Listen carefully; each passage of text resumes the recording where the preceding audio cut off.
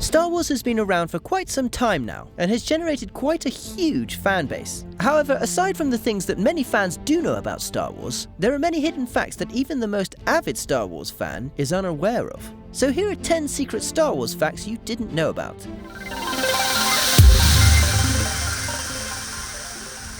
1. Episode 4.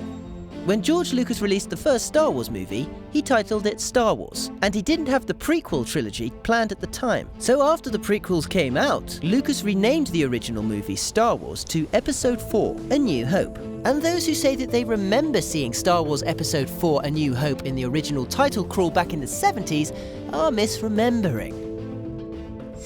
2. Luke becoming Vader.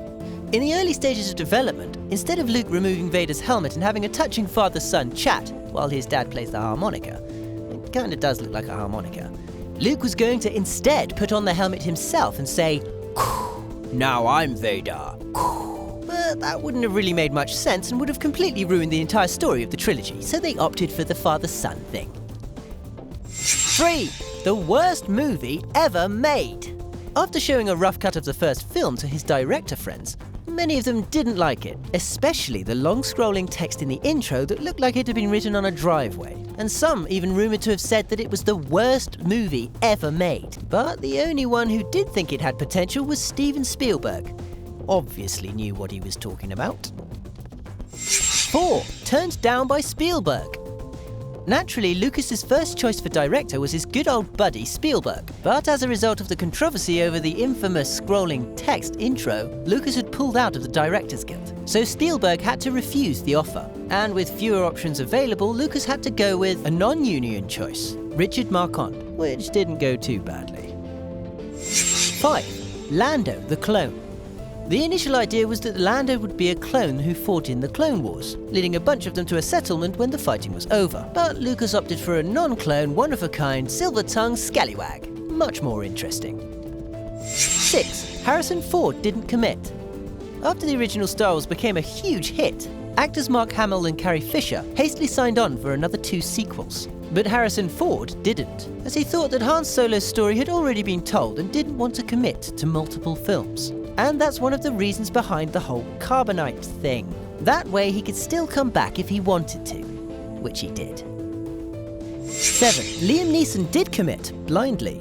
Star Wars Episode 1 is said to be the most disappointing Star Wars movie ever. It's a wonder how some actors actually signed up to be in it. One read of the script would have shown anyone that this film was a potential disaster. But not for Liam Neeson, because when he was offered the part to play Jedi Master Qui-Gon Jinn, he signed up without reading the script. Whoops. 8. Character names. Some of the most iconic characters' names, like Boba Fett, Palpatine, or even Ewok, were hardly spoken or vaguely referenced in the original Star Wars trilogy. In fact, the word Ewok was never actually spoken in Star Wars Return of the Jedi, but it did, however, appear in the credits. But not many people read the credits. So how have these character names become so well known? Well, it's thanks to the merchandise. In fact, some Star Wars merchandise can actually explain quite a lot about its characters, including their full names that aren't even mentioned in some of the films. 9. Lucas versus KURTZ.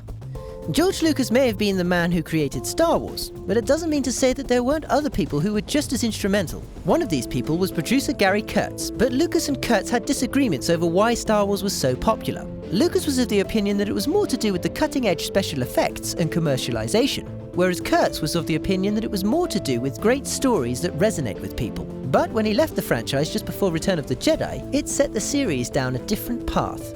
One that could be responsible for the Star Wars prequels. Just saying. 10. Yoda confirms.